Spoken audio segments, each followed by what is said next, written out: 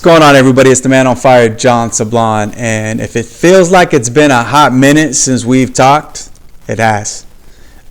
Which is why I kind of have to do this intro into this next True Faith Real Talk episode with Avera Maria Santo, just because it's been quite some time since I've been able to release a podcast and a video, and really just you need to just kind of reconnect with my viewers, with my listeners, and let you know what's been going on.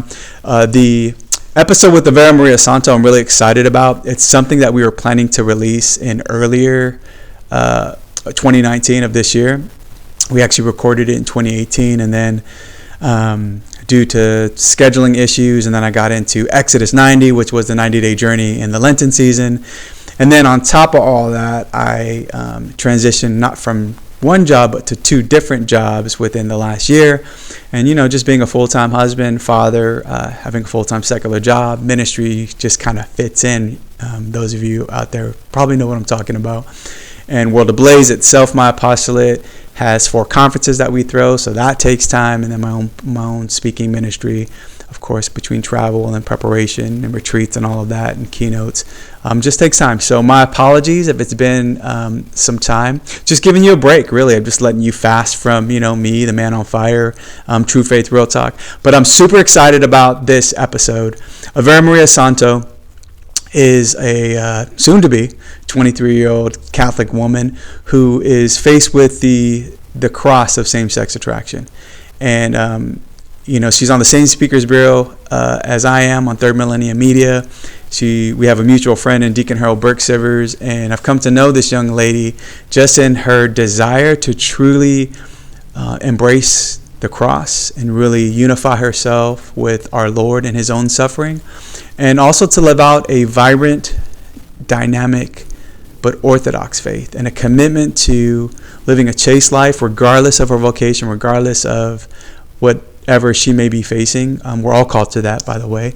And I was just really impressed with her, and I'm excited that to have this podcast that will be airing on September 20th. Obviously, you'll be hearing it. Those of you who are listening to this intro are listening to it right after this. But it'll be airing on September 20th.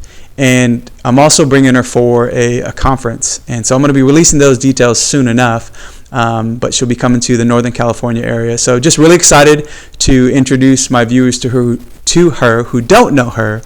And excited for you to listen to this podcast. So just keeping it real and raw, as we do on True Faith Real Talk. And just really talking about an issue that's a pretty hot issue in today's culture. Both inside and outside of the church. A huge topic on the issue of homosexuality, same-sex attraction, and what to do with that, right? What is love? # love wins kind of stuff. So it's my honor and my pleasure to welcome my sister to this show. So stay tuned. Hopefully, no promises. I'm going to try to get back on a consistent recording schedule. But if you could just keep me, my apostolate, both as an individual speaker and evangelist, as well as World Ablaze, of course, and my family in your prayers, that we try to discern what it is that God's calling, we'd greatly appreciate it. And know that I'm praying for you all. If you haven't yet subscribed to any of my social media handles, just hit me at John J. Sablon, and I'll put all that on this video later. And subscribe to the podcast so you get the series, to the YouTube channel. And also, most especially to the prayer petitions. I do a holy hour every Friday morning at 3 o'clock in the morning. So I try to take your petitions on Thursday, and I take them to my holy hour on Friday. So at the very least, let me pray for you. Let me pray for you, for those you love, for the things that you're dealing with, so I can just, be one of those prayer warriors for you. So enjoy this episode, and look forward to seeing more of you more often. God bless. Peace.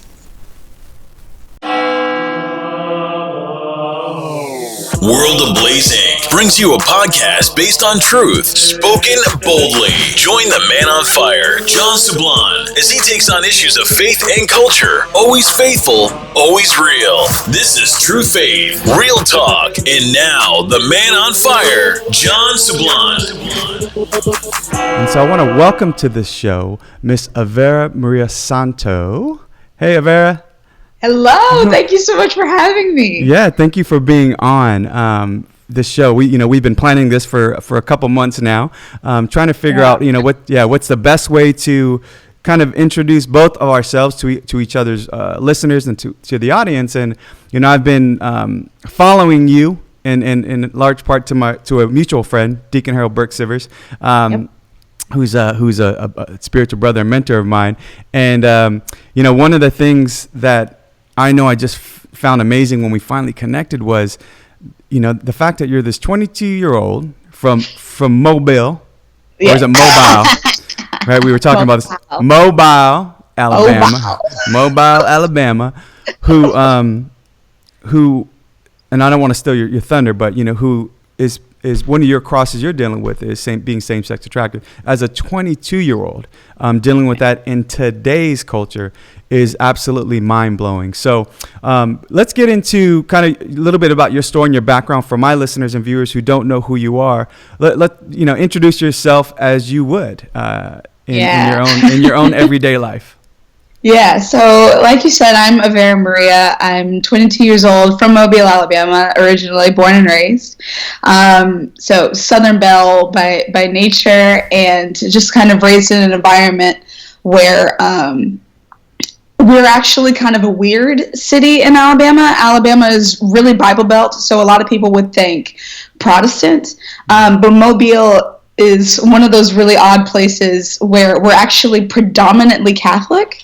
Mardi Gras was founded in Mobile, so we have that rich French Catholic heritage.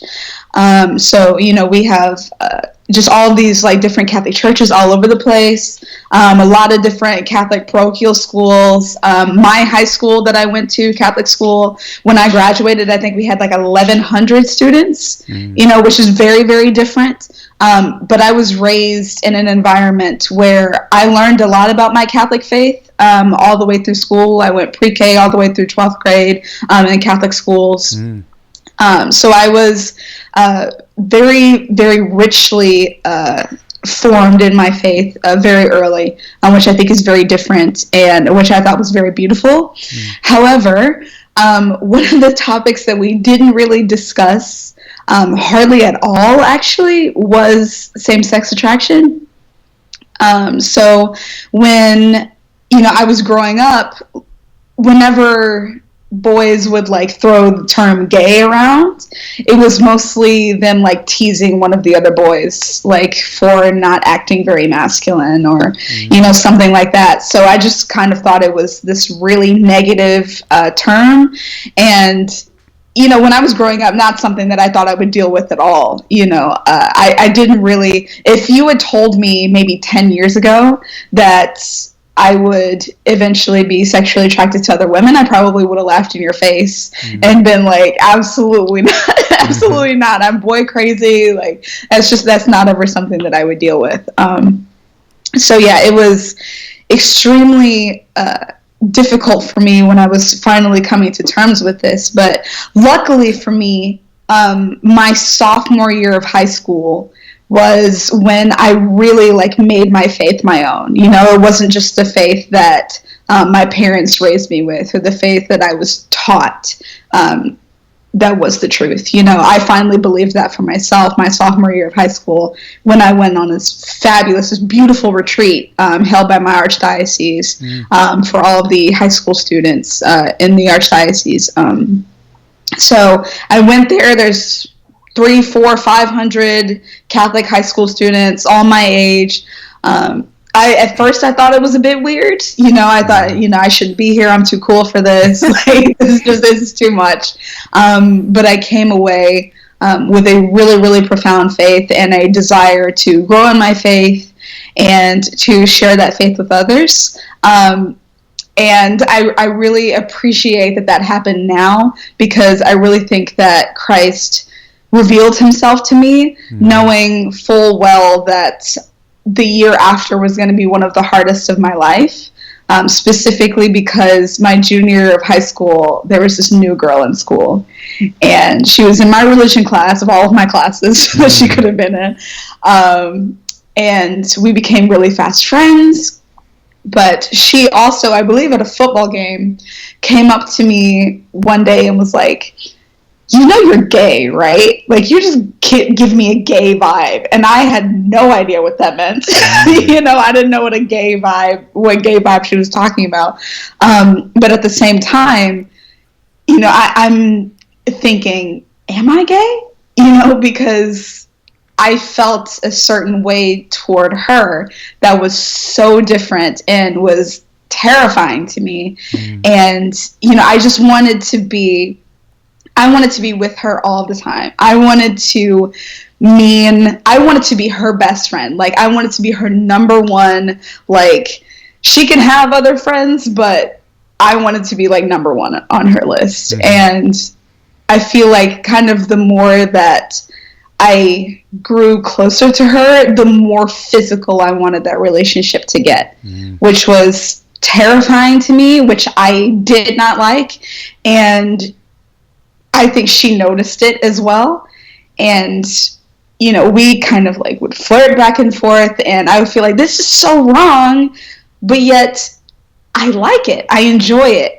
Like, it makes me feel good that she is like showing even mild interest towards me. And, she and I eventually grew apart. We're still very good friends, but we eventually grew apart.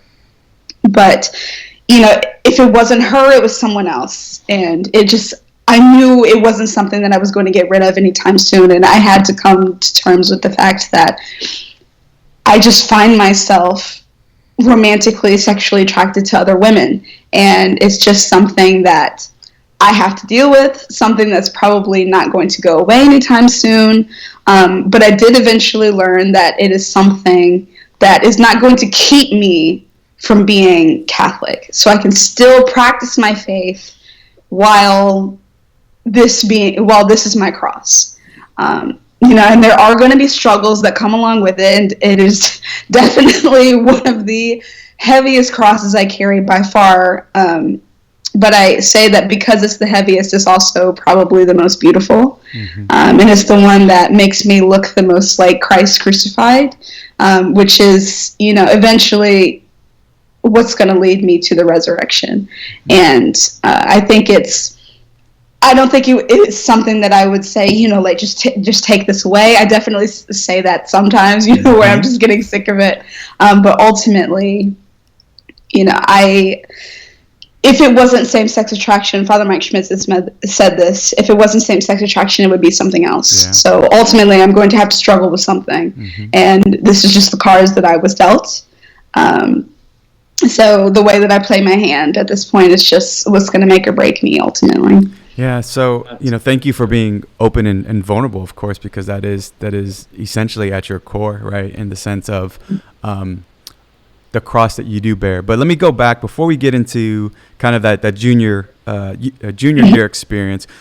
You said that the retreat is kind of what did it for you. Was there any what specifically, if there was something specifically, that kind of woke up that flame and that fire in you as a sophomore, right? To truly own your faith. We don't get that a lot. I do a lot of public speaking, and my core group happens, or the core audience, if you will. I speak to all audiences, but one of the core audiences I deal with is youth. Right. So essentially that confirmation age, which could be junior high or high school. Right. But to run in, you don't often run into sophomores that are on fire necessarily. Right. So was there something specific at that retreat that did it for you? It was adoration for me. Oh, yes. So Friday night, I was like in this weird spot where I was like, these people are really weird. But I started going to the talks and everything, and I was like, okay, this is pretty cool. But then we had adoration that night. And I believe I had been to adoration maybe one other time in my life before this. I don't think I actually knew what it was. So all I see is just this monstrance thing, like on the altar, like all these like lights pointing to it, like it's something special. And then like the praise and worship band like playing all these, like the mood is like really somber, and I don't think I really knew what was going on. But I just remember Jesus really exposing himself to me, and really just making himself available. in a way that I had never experienced before in my life. And that moment was transformative to me. I wouldn't say that it was like my St. Paul moment, because I think that my entire life really has been a series of just small things where God is constantly like drawing me to himself. But that was definitely one of the bigger transformative moments. I mean, Eucharistic Adoration, right, is like game changer. So it's like when you said it, I was going to just say enough said, right? That's a mic drop. I mean, honestly, that is enough said in itself. But. For those, and here's the other thing that's quite interesting, being the fact, and this is especially for those involved in Catholic education. If my girl here, Avera, maybe had been to adoration once and she went through K through 12 Catholic education, I know personally, because I'm a revert to the faith, my wife's a convert, adoration for the people, I mean, within my own family has been absolutely 100% game changer. So for us not to introduce that to our young people at an early age, it's a shame. It is. It's a tragedy. And it's like, and we, like you said, you come in and it's just like, I mean, there's nothing you or I or anybody in this world of evangelization can do better than our Lord in the Blessed Sacrament. Yeah. Right. I mean, it's like, what can I say that our Lord couldn't do just by his very presence? Right. And we talk about the true presence and what that does. And so, okay, that definitely makes sense. I mean, you've been to some well done retreats, and I'm glad to hear that there was a well done retreat for you. That it was definitely. I mean, even in my own, just as a sidebar, I'm a co-founder, president of an apostolate called World Ablaze Incorporated, and we do 4 conferences a year: a men's conference, a women's conference, a family conference, and a basically a single married vocations conference. Oh wow! And all of those conferences, we always fold in the sacraments, right? So we fold in the sacrament of reconciliation. There's a Eucharistic holy hour with praise and worship, and then we end with the Mass. Right. So it's like the highest form of prayer for us as Catholics is the Mass. We start off with the sacrament of healing because everybody needs it. Right. And reconciliation. And then we put you before our blessed Lord in the blessed sacrament of the altar and Eucharistic adoration. And then boom, now you're ready to fully participate in the Mass. Right. I mean, so anyways, that's awesome. I'm glad that you didn't even have to say anymore. I would say too, in that before I actually went into adoration, they offered confessions. And there was like all these priests there, and I managed to get in the same line as the priest that is that was the chaplain at my high school. So I was like, out of all the priests I could have gone to, I get him. But actually, the year after my junior year, he was the same priest who I first told that I went into his office and was like, I'm gay and I don't know what to do. So he was the same guy. And I remember him kind of like chuckling a little bit. And I'm looking at him like, Father Dan, like this is like an important thing in my life. Like my whole world is falling apart. You're laughing right now. I need you to take this seriously. But he just kind of looked at me, still chuckling to himself in pure Father Dan fashion. But he just kind of looked at me and said, you are so good. Like, you are just so, so good. And he just keeps repeating this to me. And he repeats this to me almost every time I see him. And I don't think that he gets how important this is. But I had a friend tell me when I told her this story, she was saying, so God needed to remind you how good you are. So he sent you a good father. And and his last name is actually Good. So I think that's beautiful. Beautiful words, and God has a really funny sense of humor. Providential. It's providential, right? Absolutely. If you think about it, when you reflect back now and you think, out of all lines you could have jumped in, and it's like, no, because this is the first step in that step towards right your own healing or your own strengthening of faith and your own understanding of who you are as a child of God, as I imagine, right? And you are good. I mean, he became my spiritual director very quickly after that, and he switched parishes, so he's a bit far from me now. But I go to his best friend for spiritual direction, and I see both of them all the time. So they're great. Spiritual direction is so important. That's awesome. So now let's take that back to, so here you are in your junior years, you articulated, you had it. That's kind of where it hit you the hardest, or I guess I don't want to put words in your mouth, but so then you have, okay, so that was when it kind of materialized in a very real way. So then what happens next? So what, so here you are saying you're not going to let it keep you from Catholicism, and really and I loved your latest blog. So for those of you who don't subscribe, is it Inside My Holy of Holies, right? It is the blog. And I'll put that up there on the, we'll put that in the details as well as on the screen for the viewers. But, one of the things, and you're talking about in your latest blog, is about, just the wood of the cross, and your own journey in battling with this. A lot of people, including some advocates within the church, right, are trying to say, well, no, Avera, you actually just be you. God made you this way. God wouldn't make mistakes, right? So you were born this way. What do you now? I know what you have to say because I've read your stuff. Right? But for those to hear it from a lot of things I want to say, but there could be children watching. Yeah, that's true that. But what do you say, right? Because and for those of you, again, just to get the viewers out there, you need to go to Avera's blog, and I mean, she pours out her heart, and God bless her for this, and I admire you for that real courage, in the sense of saying, look, this is my cross. Sure, I could have another cross, but this is the one that I'm given, and I embrace that cross. But I mean, you even have a letter to the bishops, that an open letter to the bishops about it, so that people can hear it from you. I mean, what do you say to those, even those inside the church, maybe those within your own parish community, your family, your friends, that say, girl, what are you talking about? This is just you. Yeah. Don't you want to be happy? Don't you? I mean, you deserve to love. All of those things we hear, right? That we say, what do you mean? It's so funny how a lot of them say it just like that too. Like, it's so annoying. I mean, for one, I call bull for most of it. And I think that a lot of it is a false sense of compassion, where I think the way that one parent put it when I was at one of my public speaking engagements, one parent, I think, said that it's basically the equivalent of a mother carrying her 5-year-old and not letting him walk. When another parent would approach her and say, like, aren't you going to let him get down? Like, he's 5 years old. He should be walking by now. Yeah. And the mother would say, well, I just don't want him to get hurt. I just want him to stay safe. And I know if he's in my arms, then he's going to be safe. But you're actually doing that child a major disservice by not giving him the opportunity to learn how to walk. Is it possible that he could fall? Yes. But that's part of it.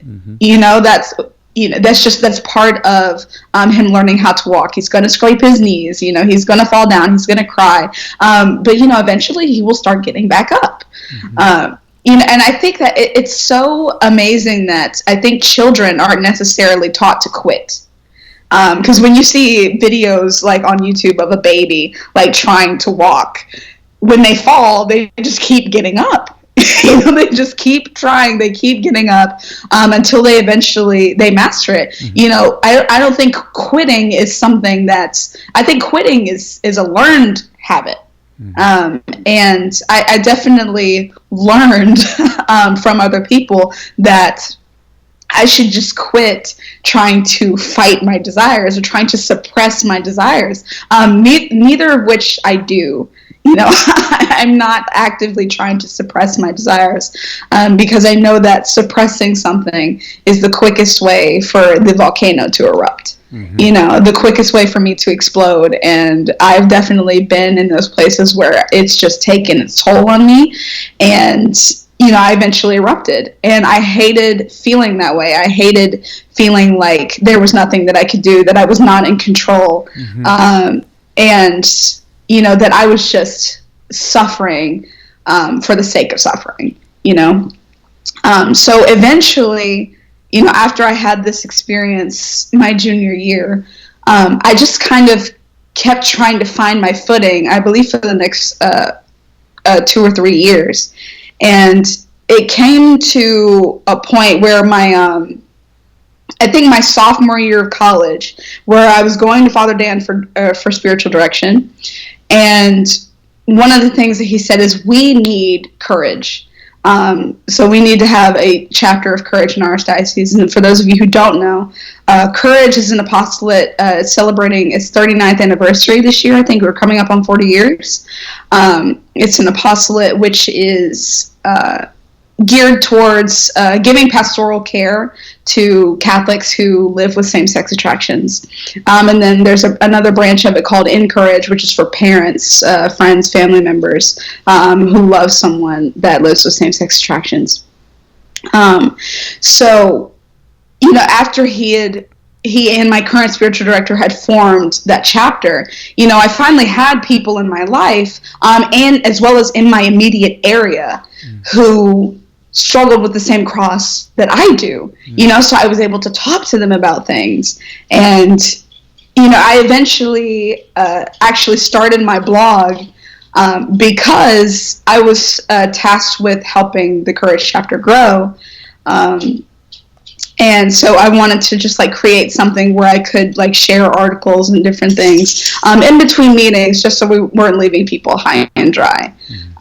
And then to my surprise, more and more people started visiting the blog, actually looking for stuff that I was writing. And then my article back in October of 2017, geared toward Father James Martin, actually went viral in the Catholic community, which was insane. I was not expecting that to happen. You know, I kind of wrote it to him, just like my article to the bishops. I know that was what my article was about. I didn't think it would actually like get, I didn't know that it would get that far. So both of those have done very, very well. And it's just been an incredible journey so far. But I think in that, the most powerful thing that I've learned about carrying my cross is that, you know, I think and I'm not saying that I'm perfect at carrying this cross yet. There's definitely times where I stumble and fall, and you know, it's so painful so much of the time.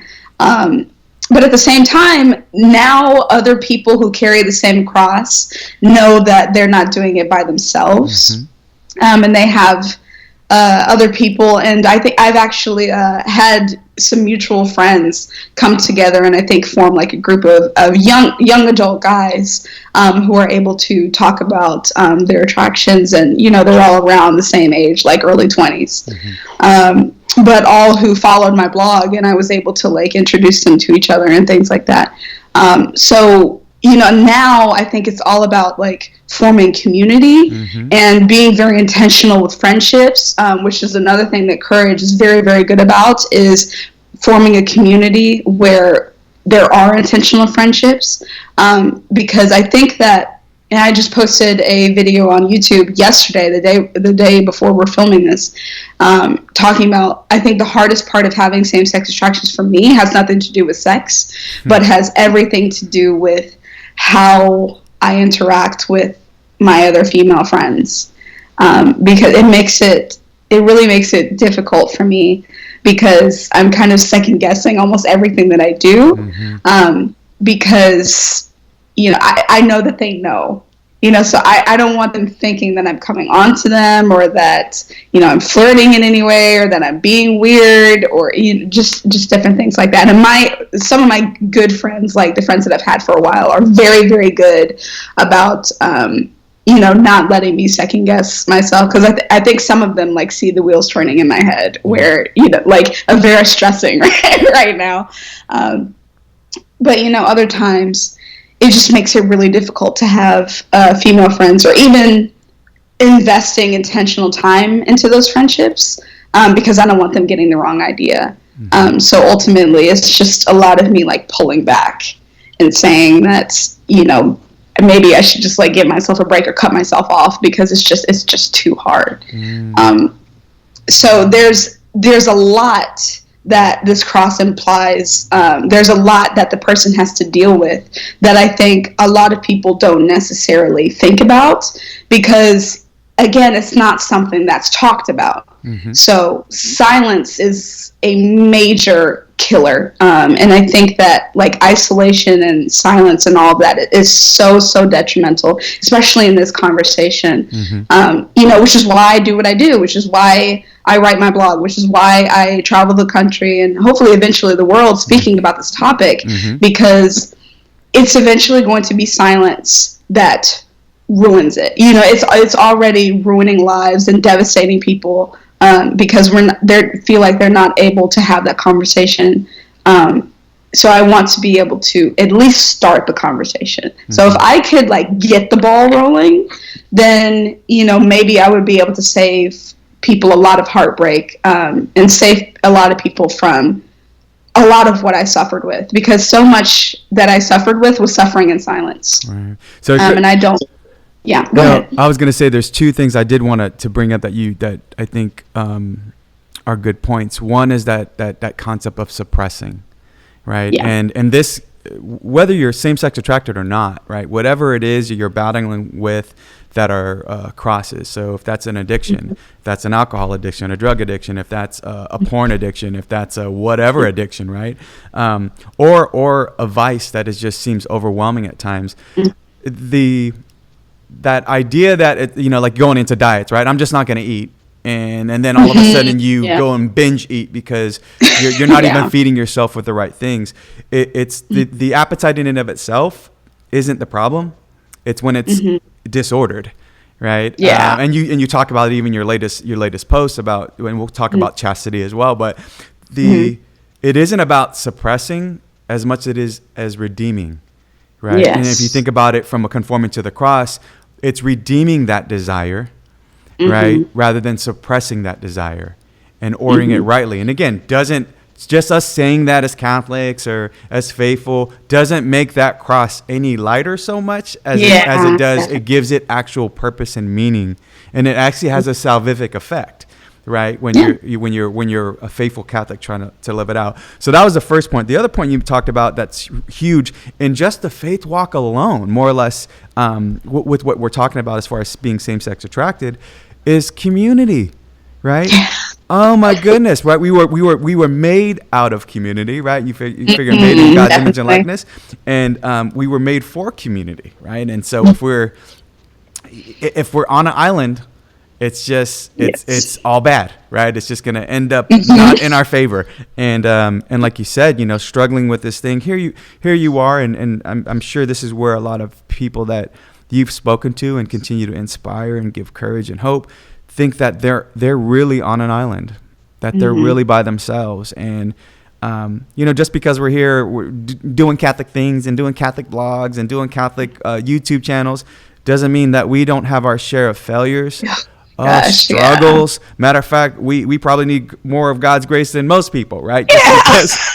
Absolutely. Because we're trying to walk, we're trying to stay close to Holy Mother Church and trying to conform ourselves to Christ crucified. And but I think those are absolutely two key points that you're making on both, just not to suppress, but I would add to that and just say to redeem that desire. Right. People think that, especially with the community aspect, so many people think that, especially who know me personally, and this was especially true in high school, where I don't want to say that I was one of the popular kids, but I was definitely one of the people who was most well known in the school, just because I was an athlete. I was like, a lot of the parochial schools feed into the high schoschool. So I knew a lot of these kids going into high school. So I had a lot of friends going into high school, but I also, I was just a social butterfly. I was extremely extroverted, was never the type to sit by myself at lunch. I had all these friends, all these different groups. I was friends with the band kids, some of the cheerleaders, some of the football players, just like black kids, white kids, Hispanic kids, Asian kids. I was never sitting by myself. I was never in a class where I didn't know anybody. So a lot of people thought that because everyone knew about me, that I had all these friends. But I would bet, I would bet good money on the fact that yeah, I was well known. Like, everyone knew about me, but no one really knew me. Mm-hmm. So I felt so alone all the time. Like, I was one of the loneliest kids in high school. And I think that because everybody thought that I had these friends, that there's no way that I could be lonely. And that's true. That's still true to this day. Mm-hmm. I can't go anywhere. I'll be in a different state and see somebody I know. Mm-hmm. You know, so it was so difficult for me, you know, trying to have these intentional friendships, because I was spreading myself so thin, like having all of these friends, that I wasn't really taking time to really invest in a few relationships. And even now, I do that now. Like, my two best friends in the world actually are both experience same-sex attractions themselves. Both girls, both experience same-sex attractions.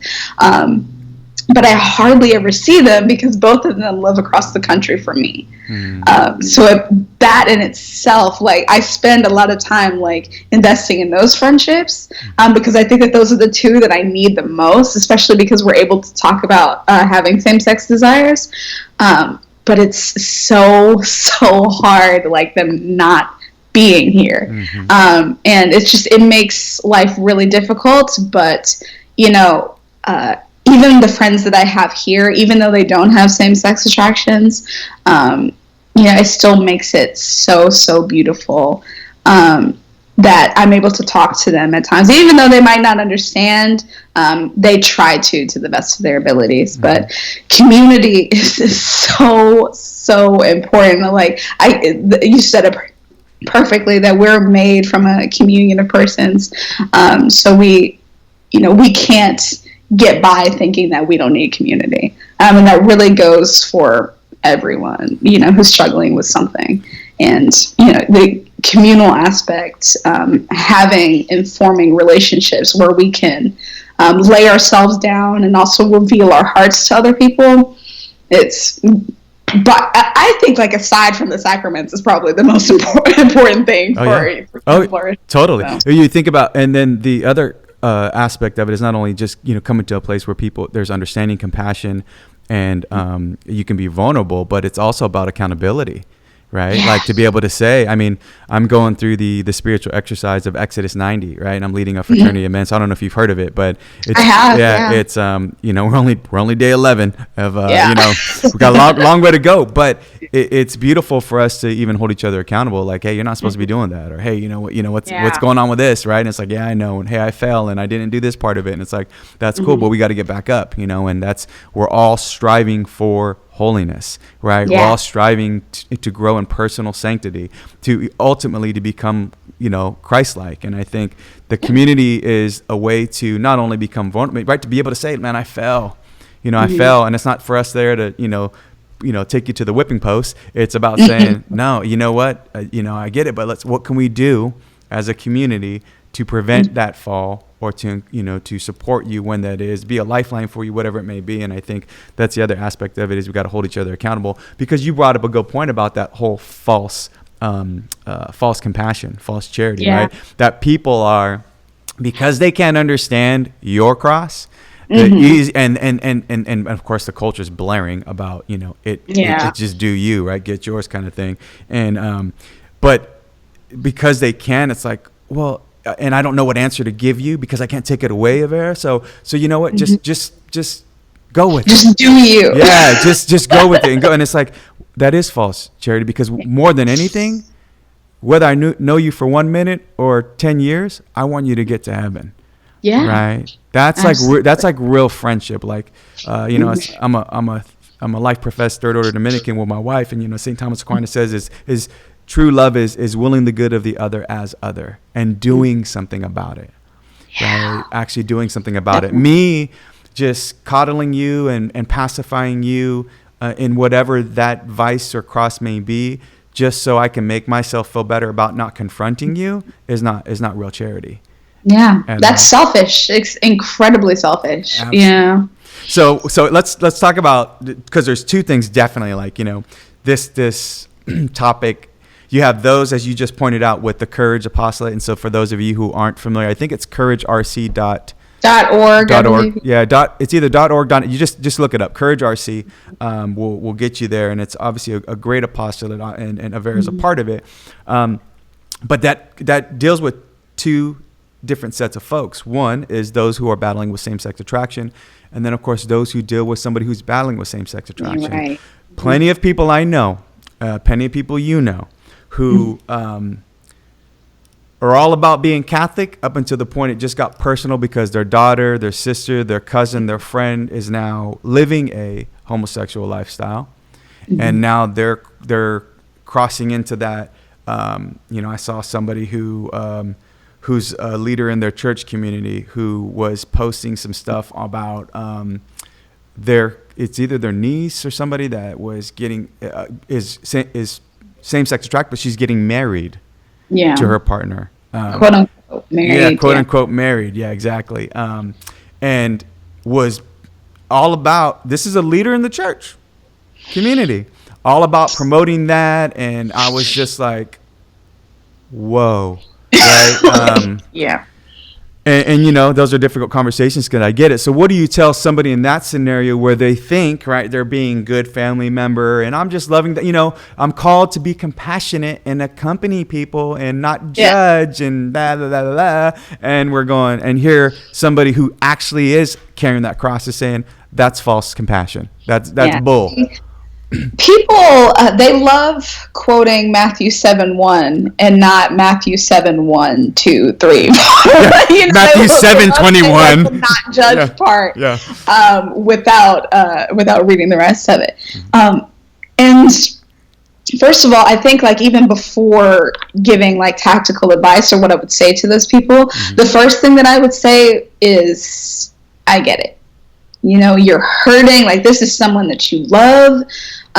You want to support this person. You don't want to lose this person because that is a very real, that's something that the LGBT community does really well. They say, if the person is not all for you, if they are not fully committed to supporting everything that you do, every step that you take, every action that you partake in, then they are 100% against you, and you need to cut that person off. And that is so terrifying. That's so scary.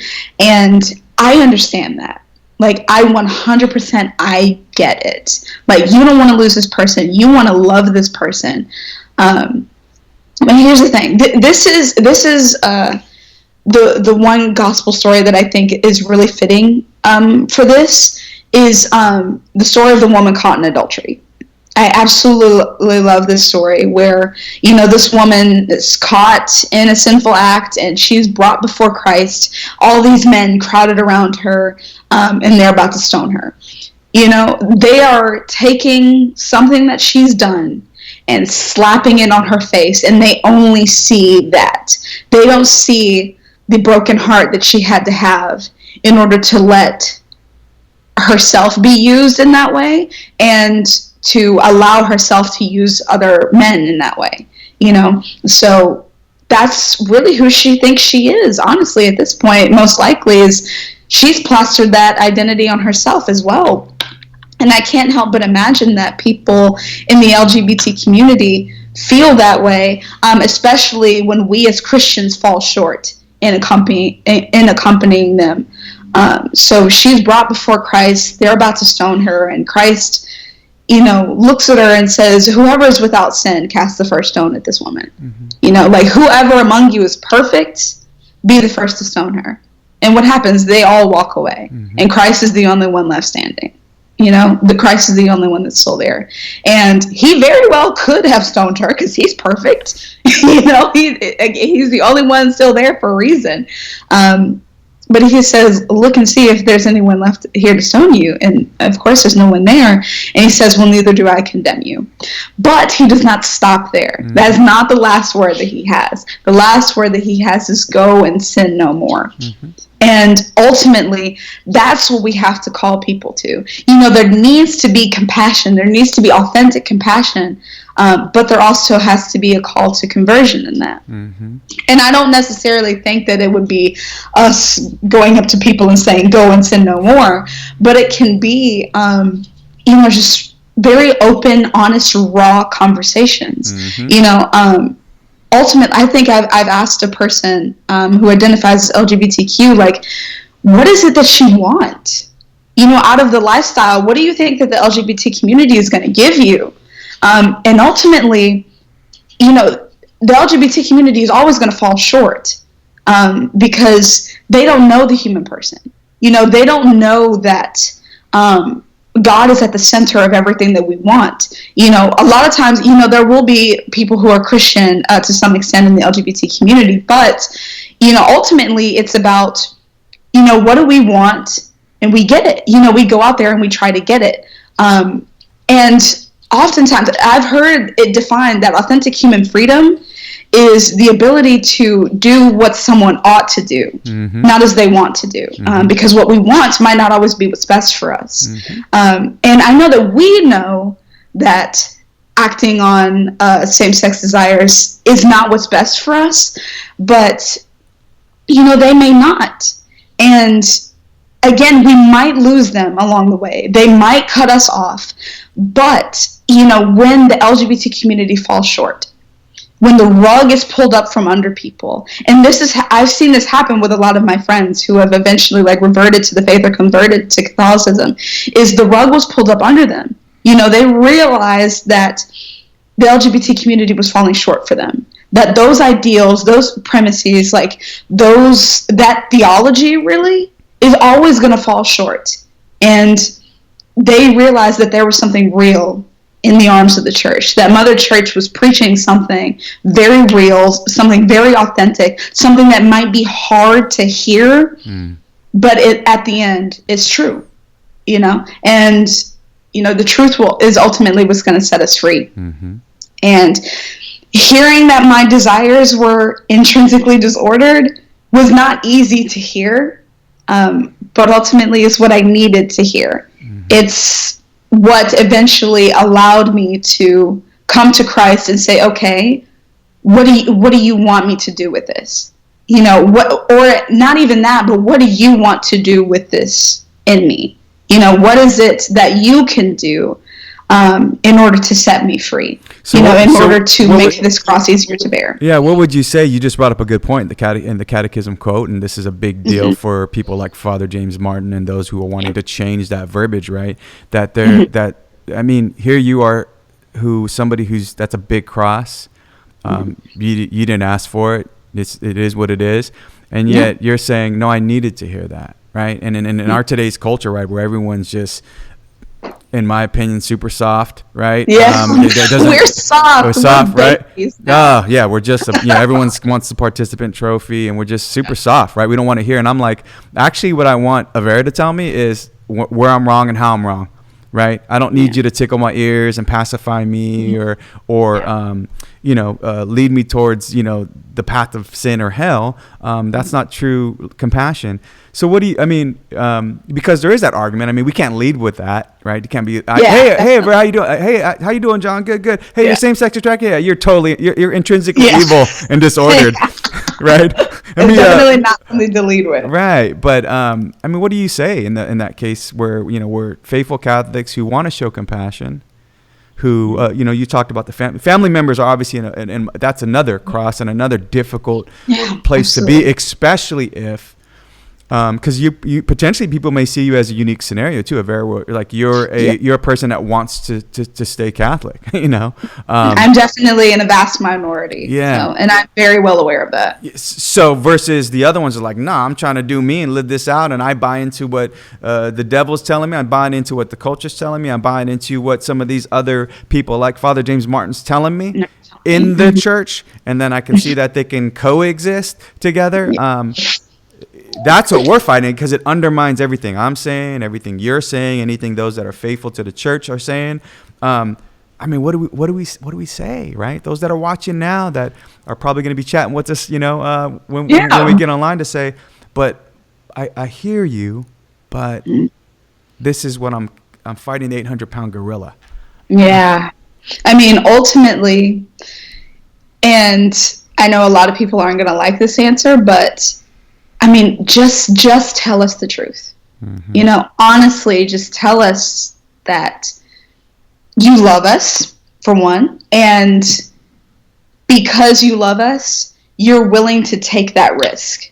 You are willing to risk even losing us, or losing maybe that person's respect, maybe even risking that person taking their love away from you. Which is so difficult, so painful. And like I've seen this pain written all over the face of parents at the National Courage Conference. One thing that one of the most heartbreakingly beautiful parts of that entire conference was when they took the Courage women, so all the women that are in the Courage Apostolate, and then they had the parents or friends or family members from in Courage who had daughters or sisters or nieces who were living active gay lifestyles, or who had same-sex attractions, and basically put us in a room together and allowed us to have like this open dialogue, this open conversation. But I have seen that pain in the faces of the parents, and it is so difficult even just to watch that, not even to experience that myself, because I don't even know. I can't even begin to imagine what that pain is like. But ultimately, again, when the rug comes up from under people, and there was a Courage woman, I think, who came out of the lifestyle when she was in her 50s. So it is not impossible. It is never too late for the person to come back. Right. But I think what's going to be so important is that they recognize that someone told them the truth. Yep. Even if they never recognize it, which is a very real possibility. Ultimately, you're going to do the most right by that person, even if they don't recognize it themselves. You're going to do the most right by that person by telling us the truth, by telling us that you love us, by telling us that because you love us to the extent that you do, you are willing to risk us leaving and walking away, even possibly hating you. Christ gave his life on the cross knowing willingly that some people were going to reject that gift. And he still did it anyway. That is real love put to the forefront. Not even just dying for the sake of his friends, but dying for the sake of his enemies as well. Yeah, you bring up people that reject that gift. Yeah, so you bring up a good point. The first thing that came to mind when we started this part of the dialogue was the bread of life discourse, where Jesus is right delivering that message of his greatest gift to us here on earth, in his body, his blood, and especially in the institution of the Holy Eucharist, but to turn to his closest friends. So you lose all these disciples that were all about you for up until the point it got a little bit, difficult. John 6:66. Exactly, right? The only time when the 6th chapter of a book has 66 verses or more. Yeah. Well, and then you hear, right, turns to his closest cronies, his roadies, right? And he's like, do you two want to leave? Right? And I think, to your point, because I've had similar hard conversations of people that have really been instrumental, in my family life, as well as with spiritual direction, to be able to tell me, you where you're headed, is not where you want to go. Not where you want to be. Yeah, not where you want to be. And can you even, gave me the truth, as difficult as it was, firm with conviction, and we're willing to risk that friendship and that relationship for my salvation. And I think that, for us to be able to understand that and see that, like, that's, even if, right, because it's free will, God gave it to us. It's one of the greatest gifts that we have. He allows us to make those free will choices, but you can't separate truth from love. And I think, when you can't separate, right, mercy from justice. And a lot of people try to do that, right? Like, well, loving somebody means don't give them the truth. No, then that's not real love, right? Yeah, and absolutely. So you can't separate the two. And mercy, providing mercy doesn't separate itself from justice, right? Giving that person deserves, Avera deserves truth. And anything less than that, right, is a contradiction to love. That's real justice, is giving that person what's due to them, and everybody desires that truth. Everybody wants it, even if they don't know they do. because we were all made from truth, right? And we're all directed towards truth. Even if we believe, like, you talk about the LGBT community, and you think about that we just got done with the March for Life and Walk for Life, and those that stand opposite to us, deep in their heart of hearts, as broken as we all are, they believe, obviously, that what they hold is the truth. Yeah. And, as disordered and intrinsically evil and as skewed and perverted as that may be, they believe they have the truth. So in the heart of hearts, I think we're obviously directed towards that. Now, for those, as we kind of wind down a little bit from this talk, and I do, like, we can probably go on and on and on, right? There's two things. One thing I do, because before you got into like the tactical, you said you wanted to at least show your compassion, your empathy towards those that are dealing with the family members or the friends. The same thing. So I would ask two things. One is the tactical advice for those folks. Obviously we can point them to the Courage website as well, because there's plenty of good resources to your blog, but any maybe personal tactical advice you may give them, and then shift our focus to those that are struggling with exactly what you're struggling with. And anything to say there? Yeah, I think, like, especially for parents, or family, friends, or different things like that love someone who's going through this. Like, I know that we've touched on this before, but I think, like, the most tactical piece of advice that I could give you is surround yourself with people who are going to uplift you. Because, when I told a group of high school students who I spoke to this past weekend, when the devil isolates us, when he divides us, he conquers us. The most temptation that I've ever experienced in my life was when I was completely alone. And we need surround yourself with people who are going to, when you fall, when it starts to get hard, when you're fixated on the fact that, I have this family member that I love and I don't know what to do, when everything starts kind of crumbling around you, you need those people who are going to hold you up, who are going to be those pillars of strength for you. And I think that it's also so beneficial, not only to you, but to another person, if you are that pillar for another person as well. So having that intentional community, maybe, again, getting involved in Encourage, would be so important, and I think will really be your lifeline a lot of times, because this is a Catholic apostolate, so we really focus on the priest being there in order to offer that pastoral care, offer the sacraments. I think it would be really amazing to have, like, Mass together, go to adoration together, just having an intentional community focused on Christ. Because this is the divine physician. He wants to come in and he wants to heal, and, ultimately he wants to be that rock, but he's not going to impose himself on you. You have to actually go to him, and he will absolutely meet you there.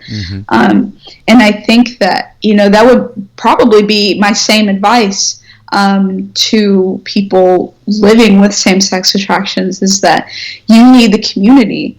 And I think that, again, going back to what I was saying earlier, it can be so difficult for us to really invest in some of these friendships, but find the people, who want to make it easier for you, who aren't afraid to create intentional friendships with you. Again, my two best friends, even though they live so far away from me, we make time for each other. We make time to pray for each other. When we go to Mass, we place each other's intentions on the altar. I really have 3 friends that I do this for. And, we're very intentional, and we make sure to uplift each other. Like, what is it that you're really suffering with right now? How can we talk this out? Talk to me. Don't hide your face from me. And really just opening the gateway to each other's hearts, really bridging that gap, and making sure that we're not walking this path alone.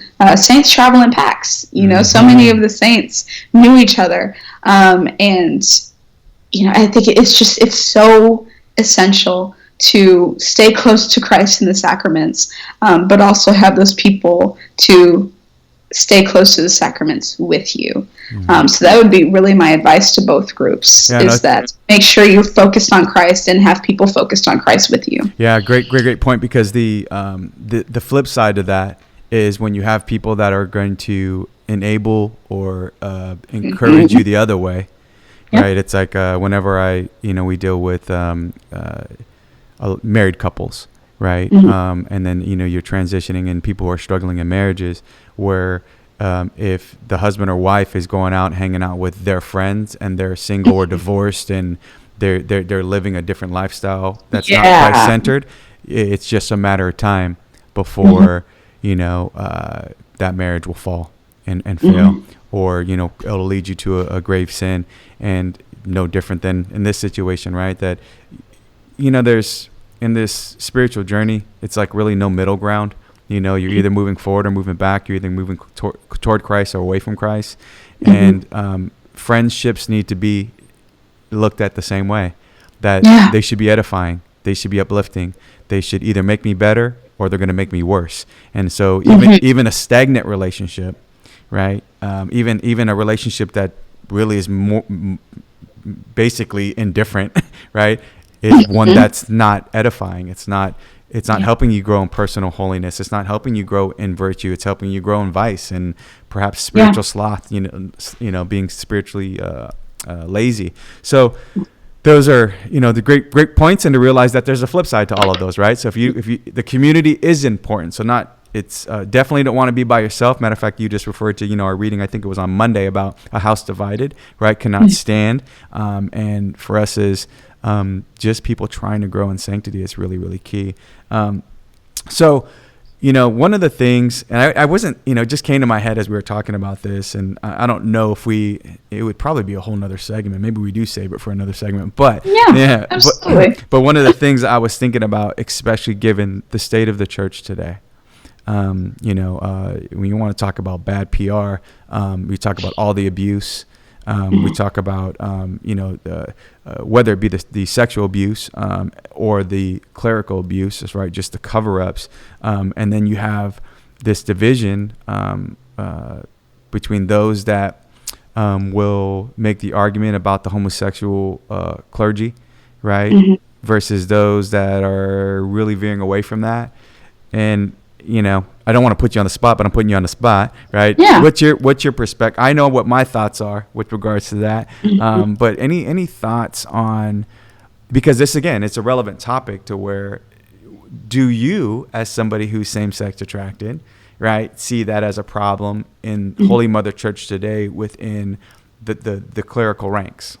Yeah. So I hesitate to say that it is the main issue with either clerical abuse or like having these priests like abuse other people, but it is definitely a major issue. It is a major problem, and I say this because I've heard horror stories of young men who live with these, and this is also really important, I think, to bring up here, the difference between deep-seated homosexual tendencies and transitory homosexual tendencies. So deep-seated, meaning that the man or woman probably will not be rid of their desires. Like, they're deeply ingrained. It kind of affects really every aspect of their life. It's going to be something that they struggle with most likely for the rest of their life. Transitory homosexual tendencies, on the other hand, means that a person could be rid of them. First, I think that my homosexual tendencies are transitory. So I remember a time in my life where I wouldn't have even considered being attracted to another woman in that way, or in a sexual or romantic way at all. It was something that developed over time. and even something where it's very strong now, I still think that with, good Christian therapy, not conversion therapy, because conversion therapy is not therapy at all. With good therapy, counseling, spiritual direction, staying close to the sacraments, and then just time to heal, I could most likely be rid of my tendencies. Mm-hmm.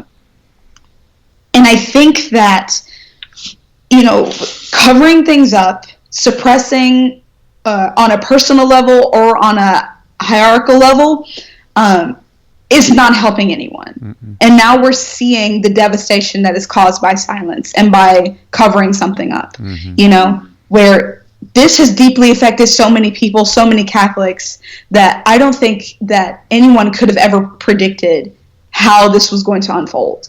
But now that we see the devastation, now that we see that, the church is really being leveled, at least on a member level, on a human level, now we need to bring everything out into the light, just flesh everything out, and make sure that,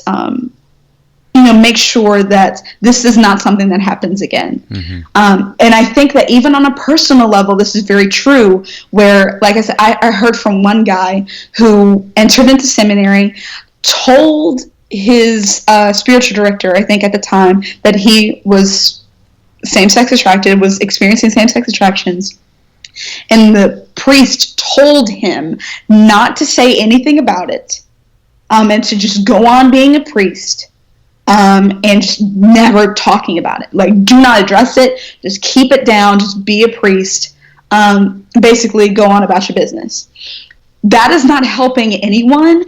And part of me really thinks that a lot of these priests who abused other people mm-hmm.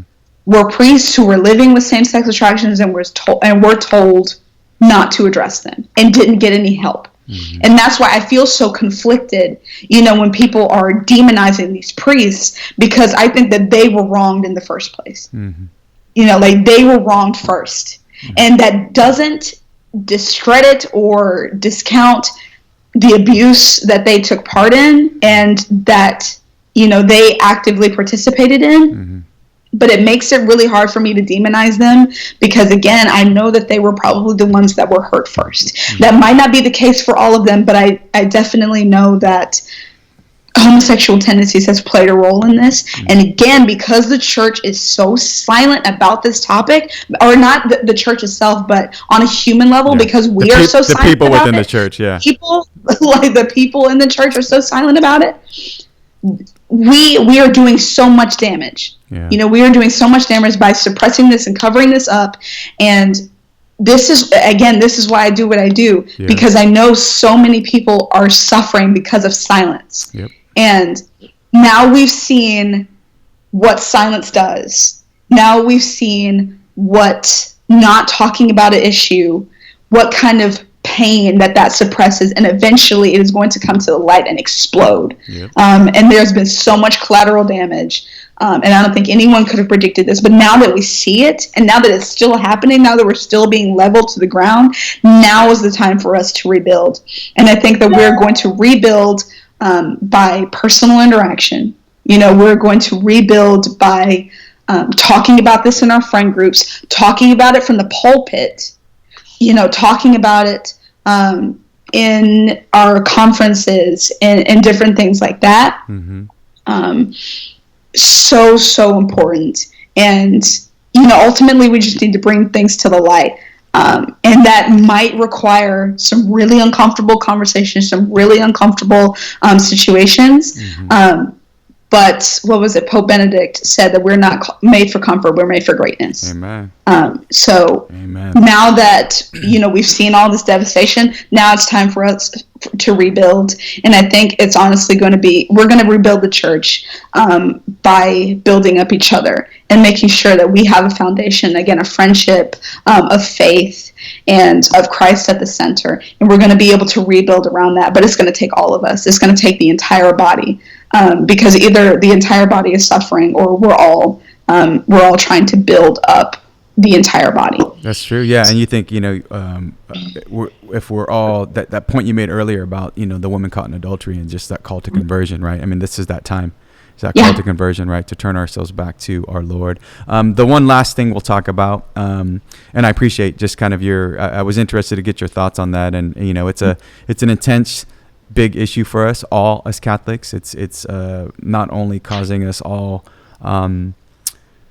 causing division within the church. It's just calling even division in our own selves, right? Because we are part of the body. And so when you're in love with Christ and his bride, the church, this is directly affecting us. So the last thing I want to talk about, and you actually address this in your latest blog, because I think this is really key for those that are in a situation like you are, who bear that same cross, is chastity, right? The whole concept of celibacy, to be chaste.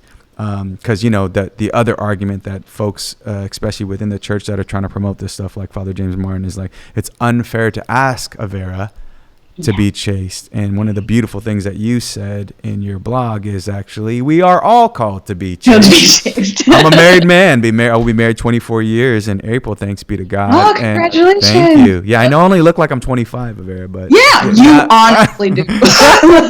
When you told me how old you were, put you on the spot. But I was like, there's no way. So sweet, man. I like this camera. Yeah. But to your point in your article, and what we've always taught as Holy Mother Church, right, is that every single one of us, single, married, or otherwise, right, are called to live chastely. And so, this, even, I think what's lost obviously is even that word, right? But even how it's defined, right? That somehow, when we talk about the successful integration of our human sexuality with us as a person, mind, body, soul composite, right? And the fact that it's a governing of your passions, right? As we hear in the catechism, right? That if man doesn't learn to govern his passions, he'll be ruled by them. Right? Ruled by them, and therefore will be unhappy and just always in conflict. We know joy and peace comes from, as you stated earlier, you put this in your blog too, the quote about, the capacity and the ability, right, to do what you ought to do, right? To choose to do the good, right? Virtue is the firm disposition to do good. So so that's nice. We can put in we can put the catechism quote, we can sit there and we can tweet that out, and we can put whatever we want to put on. What does it look like actually? and what does it look like actually? And again, we're not dismissing or trivializing the fact that, it's not easy in any case. Especially as we're talking about being made for love and a desire to love and to be loved, right? We're made for love. So anyways, just our as we start to kind of wind the segment down, thoughts on chastity, celibacy, how you're dealing with that as a 22-year-old that is human like everybody else and has that desire to love as well. Yeah, absolutely. So, and I'll just in case, like, some people, I think, in the audience might not understand this, marriage doesn't cure loneliness. And I think that you would attest to that, is that just because a person is married doesn't mean that they're spared from being lonely ever again. And I think, like, when people like maybe Father James Martin or, just people outside of the church, and I'll have a lot of people come to me with this and say things like, you're going to get lonely. Like, you're going to be lonely at some point. And honestly, like, it kind of makes me scratch my head that they don't think that I'm lonely now. Like, but I mean, at the same time, we all are. That loneliness that we all experience isn't because of a need necessarily for human interaction. It can definitely manifest as that. But it goes so much deeper than that. The loneliness that we experience ultimately is a longing for heaven, because we're separated to a certain extent from the one that we really want to be with, the one that created us for himself. St. Augustine in his Confession says, Lord, you have made us for thyself, and our soul and our hearts are restless till they rest in thee. I mean, we can get some of that rest on earth, but not all of it. If we were perfectly content on earth, we would want to stay here. Like, we wouldn't want to go anywhere. But ultimately, we want heaven. We desire heaven. So we're uncomfortable here. That loneliness rubs against us here because we don't want to be here. We don't want to stay here. All of us long for heaven, even if we don't necessarily understand that, or we don't want to face that. All of us long for heaven. And in chastity, we are able to govern our desires to make sure that we are walking on the path towards heaven, because ultimately the people who go to hell desired hell. God does not send people to hell. People choose hell themselves. And what was it? St. Faustina in her diary said that hell is a very real place and it is not empty. People actively choose hell and choose it all the time. Heaven is an eternal celebration of the Mass, right? Is an eternal celebration of who God is and his revelation to us. If we don't want to celebrate that on earth, he's not going to force us to celebrate that for all of eternity in heaven. He's not going to make us do that, because we chose not to celebrate that for even a small amount of time on earth. So why would he make us celebrate that for eternity? Right. So in that, I want to be on a path that leads me to heaven.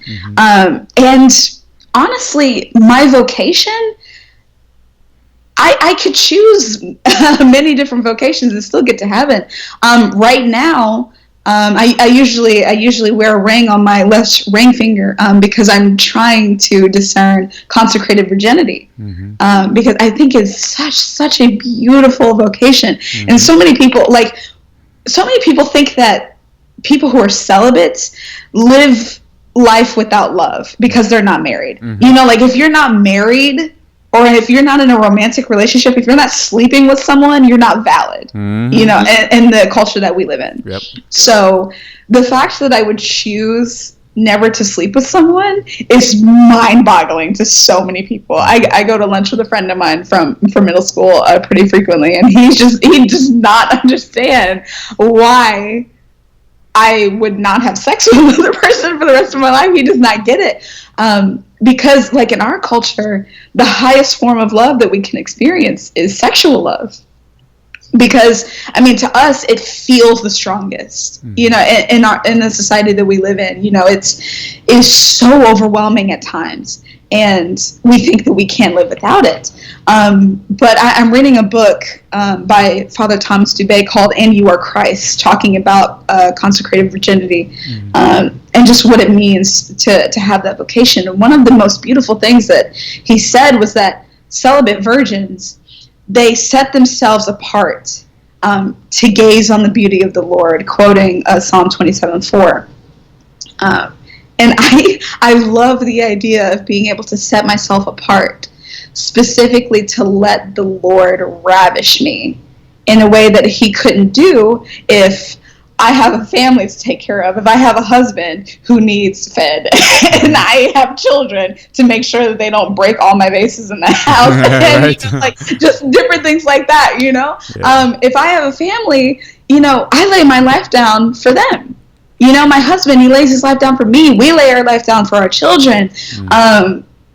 And I just don't have the time to set myself apart in order to let the Lord ravish me in that way. But even being married, and I'm sure you can attest to this, is beautiful, absolutely beautiful vocation. And honestly, I still think I can be called to marriage. I'm 22. Yeah. So I still have so much, God willing, I still have so much life left to live. And I definitely think that I can absolutely see myself laying down my life for my husband. And a lot of people will ask me. I had a teenager ask me this. How would you marry a man if you don't want to have sex with him? And I told him, if I'm married, I don't plan on being celibate. I want to be a mom. But even in that, I want to give myself fully to my husband. The way that I have heard, the best way that I've heard sexual intimacy described, especially on our wedding night, would be the sexual act, or the marital act, is the repetition of our marriage vows in the language of the body. Mm-hmm. And I definitely want to be able to repeat, I love you, I want to give myself fully to you, in the language of my body. I want to be able to tell him that. And I think that, sexual desire is one that can grow over time. When I get to know him and I, learn the quirky things that he does, or the way that he loves his Lord, that's something that I can find myself so drawn to, eventually, but that takes time. That takes me getting to know him. That takes me spending time with him. And I definitely can see that happening. But in either vocation, and I'm just trying to discern both, consecrated virginity, consecrated celibacy, or married life. Both of them are so beautiful. Mm-hmm. Ultimately, it's going to come down to which path is going to make me the most holy. Amen. Which path leads me to which leads you ultimately to God, to Christ himself. Which one is the way that is going to lead me to God, in the way that, that takes me being self-aware too. Mm-hmm. Which one is going to lead, is what's ultimately going to lead to my holiness, what's going to lead me to God. And it can go either way at this point. But celibate life is not life without love. Mm-hmm. It is life basically engaging spiritual motherhood. Even now, I get to travel the country and I get to speak in all these different places. I actually just got back from an engagement. We had to reschedule because I had an engagement. That's right. Last minute. So, I was able to give my time, my energy to these high school students and a group of parents who had questions, who had heard Catholic Church teaching on same-sex attractions, but had never seen it lived out. Mm-hmm. Had never seen it talked about by someone who actually lives with same-sex attractions. That's right. I was able to engage my spiritual motherhood in that way, and give my time, serve other people, and I was able to love them. For that short period of time, when I was able to be face to face with them, when I was able to go to mass and offer up their intentions on the altar, and that's not a life without love. Mm-hmm. It's just that love might take a different form. That's right. So ultimately, it's either or. Well, and I think that's you said so many beautiful things in that articulation. So I appreciate that, and hopefully the viewers and the listeners from both our audiences can see some. There's a lot of nuggets there that you put out there, because I think, even in marriage, as you kind of talked about that, people can be lonely in marriage, and one of the things that both my wife Nicole and I have learned across our own journey in marriage is that, one of the biggest mistakes that people make is they deify their spouse and they deify their children. That what they're looking for is perfection in all of those, and you're going to be disappointed 100% of the time. And really what you're looking for in them, you should be seeking in God. And that's why our marriage should be Christ-centered. Our family life should be Christ-centered. I'm called to be chaste just as much as you're called to be chaste, and all of that, regardless of the vocation, that I need to be self-aware and grow in self-knowledge, and requires humility to be able to understand what is the best path for me that God is calling me to get back to him, right? That and so a lot of great stuff there, and this is such a great time together, Avera, and I appreciate you opening up your heart, your life, your overall story, your encouragement to not just those that are same-sex attracted, definitely that's the key, and those who are dealing with loved ones, but also to just people and people like myself in the church that are need every so often we need that little shot in the arm. And when we can get a young adult like yourself who is trying to bear witness to Christ crucified and what it means to be holy in a world that says that's a bunch of hogwash, and that we just live in this culture of death, and you're speaking life into that. I am super grateful that you're doing what you're doing. So that being said, how can people find you, on all your social media handles, and what's your website so we can get them connected with you as well? Yeah, so my website is imhohblog.com. It's inside my holyofholiesblog.com.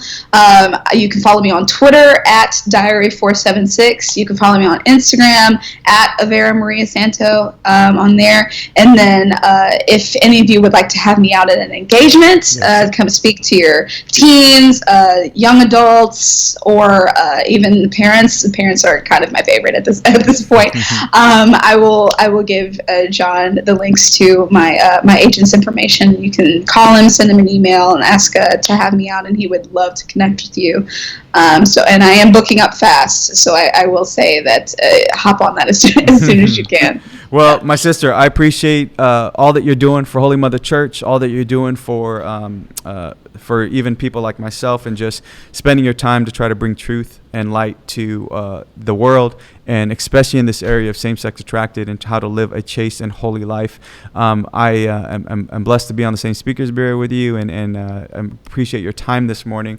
So may God continue to bless you and your apostolate and your family and all your loved ones, and continue to give you his grace and wisdom and strength as we move forward. So many blessings to you and to those you love, and thank you for joining me today. Thank you for having me. God bless. God bless. True faith, real talk. Don't forget to like and subscribe to the show. Continue the conversation online. Visit johnsublon.com. Until next time, get holy or die trying. Godspeed.